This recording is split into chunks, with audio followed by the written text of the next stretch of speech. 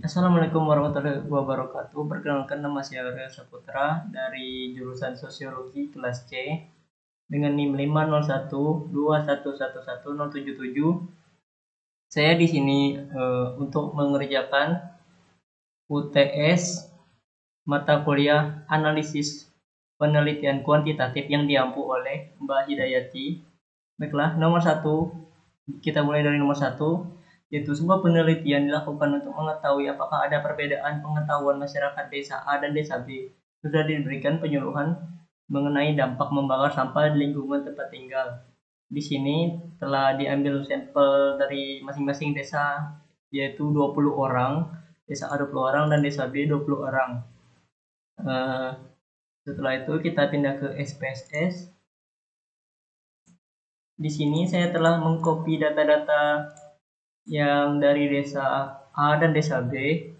Desa A saya labeli dengan 1 dan desa B saya labeli dengan angka 2. Kemudian ke variable view. Nah, untuk desanya saya rubah value-nya. 1 yaitu desa A dan 2 yaitu desa B. Oke. Saya di sini menggunakan uji Mann-Whitney, yaitu uji yang membedakan dua kelompok yang tidak berpasangan, yang bertujuan untuk mengetahui ada atau tidak bedanya dari dua kelompok yang tidak berpasangan.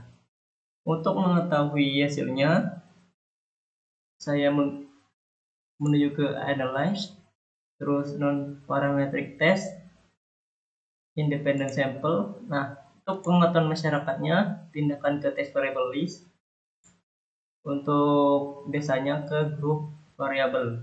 Nah, kemudian kita cek OK. Nah, di sini telah muncul hasilnya dengan Mann-Whitney U. Nah, untuk melihat hasilnya dapat kita perhatikan nilai asymptotic-nya di sini adalah 0,183, yang dimana lebih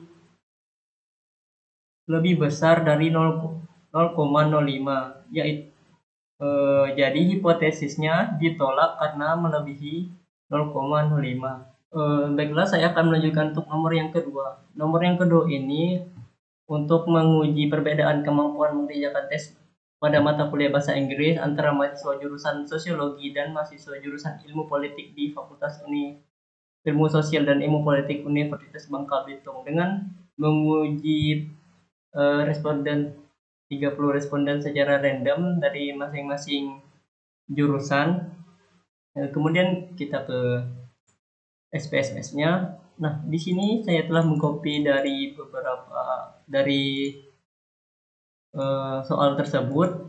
Kemudian kita ke variable view. Untuk kemampuan, di sini labelnya kemampuan dalam mengerjakan tes bahasa Inggris dan jurusan yang saya labeli jurusan sosial dan sosiologi dan ilmu politik. Values-nya kode 1 untuk sosiologi dan 2 untuk ilmu politik. Kemudian ke analyze, parametric test, to independent sample. Nah, kemampuan dalam mengerjakan tes bahasa Inggris masukkan ke atas, jurusan sosiologi dan ilmu politik masukkan ke grup. Untuk define grupnya, grup 1 untuk 1, grup 2 kode 2. Di sini dicontreng Wolfowitz. Kenapa menggunakan uji ini? Karena untuk menguji keacakan dalam suatu distribusi dengan mengambil data dalam urutan tertentu dan menandainya dengan data yang lebih besar. Oke. Nah, di sini telah muncul hasilnya dengan asymptotic-nya 0,000. Jika 0,00 ini lebih kecil daripada 0,05 maka hasilnya diterima. Oke, dilanjutkan di sini nomor 3 dengan soal sebuah penelitian dilakukan untuk mengetahui perbedaan motivasi belajar mahasiswa sebelum dan sesudah ruang kuliah dipasang AC. Untuk keperluan tersebut diambil sampel sebanyak 20 mahasiswa. Di sini telah tertera data yang dimaksud soal sebanyak 20 sebelum dan sesudahnya. Baiklah, lanjut ke SPSS. Di sini saya telah mengcopy data dari soal nomor 3 tadi untuk melakukan uji Wilson. Ini kita rubah ke pre, ini post, kemudian labelnya diganti pre-test dan post-test. Values di post-test dirubah, 1 dengan label A dan 2 dengan label B. Oke. Untuk mengetahui hasilnya, pergi ke Analyze, Non-Parametric Test, dan Relative Sample. Nah, di variable A kita taruh pre-test dan variable B kita taruh post-test. Dan jangan lupa dicontreng metode Wilson. Oke. Nah, di sini hasilnya telah tertera. Untuk melihat hasil dapat kita perhatikan nilai asensinya. Nilai asensinya yaitu 0,003. Yaitu artinya hipotesisnya diterima karena dia lebih kecil nih dari 0,005. Oke, di sini saya akan melanjutkan untuk nomor yang keempat dengan soal pada sebuah penelitian kewirausahaan yang dilaksanakan selama 3 hari. Dilakukan evaluasi dalam setiap sesi. Evaluasi hasil pelatihan ini dilakukan setiap hari selama pelatihan berikut hasil nilai evaluasi dari 20 orang peserta. Nah, di sini telah didapatkan data dari 3 hari dan masing-masing hari 1, 2, 3 yaitu 20 peserta. Di sini saya akan memakai uji Friedman karena uji Friedman ini untuk menentukan hasil sampel yang berpasangan di mana sampel yang diuji jumlahnya lebih dari 2. Oke, kita lanjut ke SPSS. Nah, di sini saya telah mengcopy dari data tadi dari hari pertama, kedua, dan ketiga. Kemudian ke preview. Nah, di sini untuk labelnya kita ganti hari 1, hari 2, hari 3. Oke, setelah itu kita akan menguji Friedman.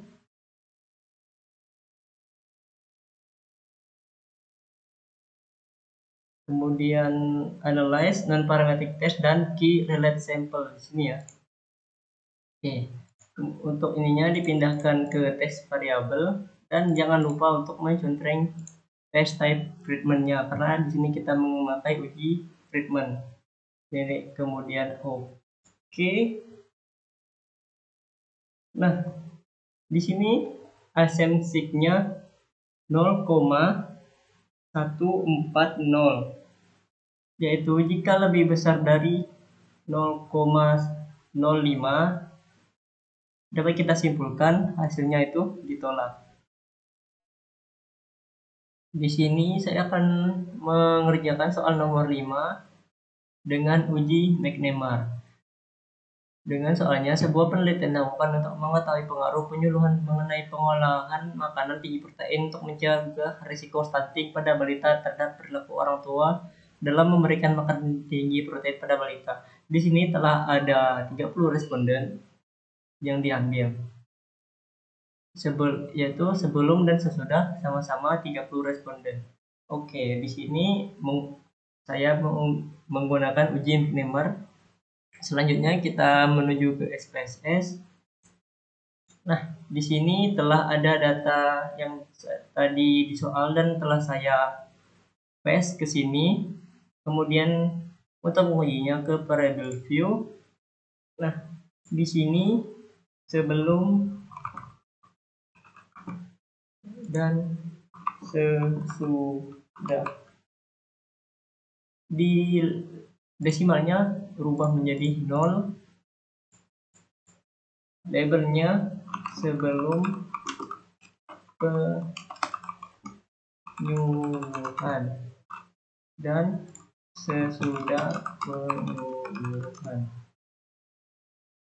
Oke, selanjutnya ke analyze non-parametric test dan to relate samples. Nah, sebelum penyuluhannya kita taruh ke variabel 1, sesudah kita taruh ke variabel 2. Nah, di sini kita contreng uji tes McNemar. Oke, di sini telah kita dapatkan hasilnya. Sesudah memberikan protein ada 4 dan 14, tidak memberikan protein ada 2 dan 10. Di sini hasilnya 0,004 yang artinya hipotesisnya diterima karena lebih kecil dari 0,005. Di sini telah terdapat 0,004. Oke, lanjut ke nomor 6. Untuk nomor 6 ini soalnya sebuah peneliti dilakukan pada kelompok pedagang online di Kecamatan A. Pengumpulan data dilakukan dengan wawancara langsung dengan 26 orang pedagang online. Hasil penelitian menunjukkan bahwa para pedagang online menggunakan 3 jenis aplikasi online shop yang berbeda-beda, yaitu TikTok Shop, Shopee, dan Tokopedia. Jenis aplikasi online shop yang digunakan. Nah, di sini telah ada 27 pedagang. Berikut ini merupakan hasil dari 27 responden pedagang online yang memakai TikTok, Shopee, dan Tokopedia. Nah, di sini saya akan menggunakan uji Cochrane's view. Kenapa saya menggunakan uji ini? Karena menguji perbedaan proporsi pada sampel berpasangan yang melibatkan sejumlah opsi-opsi. Opsi-opsi ini terdiri dari TikTok, Shopee, dan Tokopedia. Oke, kita lanjut ke spesiesnya. Nah, di sini saya telah mengcopy hasil dari uji tes dari 27 responden. Nah, untuk kemudian kita ke variable view. Di sini mengganti ke pedagang online, kemudian TikTok, pedagang TikTok, Shopee,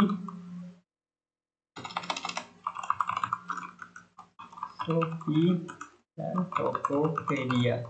Oke. Kemudian untuk labelnya sendiri untuk pedagang ini dikasih nama pedagang online. Oke. Desimalnya rubah ke 0 dulu ya. Nah, measure-nya ganti ke nominal untuk TikTok, Shopee, dan Tokopedia. Oke. Untuk menguji Cochrane-nya kita ke analyze dan parametric test, key sample. Oke. Kemudian untuk aplikasi ini, untuk aplikasi tadi TikTok, Shopee, Tokopedia. Nah, ininya Cochrane's Q. Oke. Kemudian kita pilih oke. Nah, di sini hasilnya 0,852, yang dimana jika hipotesisnya lebih besar dari 0,05 maka hasilnya yaitu ditolak. Oke, untuk nomor ke-7. Nomor 7 dengan soal sebuah survei dilakukan untuk mengetahui apakah terdapat perbedaan yang signifikan dalam jumlah suara yang diperoleh 5 calon bupati Kabupaten Bangka periode 2005 sampai 2009. Nah, di sini ada 5 nama calon dengan jumlah pemilihnya 40, 70, 40, 98, 76, dan 116. Oke, di sini saya akan menguji dengan uji chi-square. Kenapa saya uji chi-square? Karena uji chi-square ini bertujuan untuk menguji perbedaan proporsi persentase antara beberapa kelompok data. Oke, kita langsung mengujinya ke SPSS. Di sini telah ada datanya seperti biasa. Kemudian ke variable view. Untuk yang pertama ini kita ganti ke nama. Kemudian nilai dan labelnya nama calon. Ininya sama juga ya, nilai. Desimalnya tetap 2. Nah, untuk nama calon ini harus dikasih kode, yaitu 1 Termizi Saad, 2 Junaidi Surya, 3 Herman Suhadi, 4 Yusrun Yazid, dan 5 Mulkam. Oke. Ininya kita ganti ke measure-nya, ganti ke nominal. Kalau nilai ini tetap scale, dan ke analyze, description statistik, cross tab. Nah, untuk cross tab ini rows-nya harus nama calon, columns-nya nilai, kemudian ke statistik. Nah, statistik ini jangan lupa kita constraint chi-square karena kita menggunakan uji chi-square.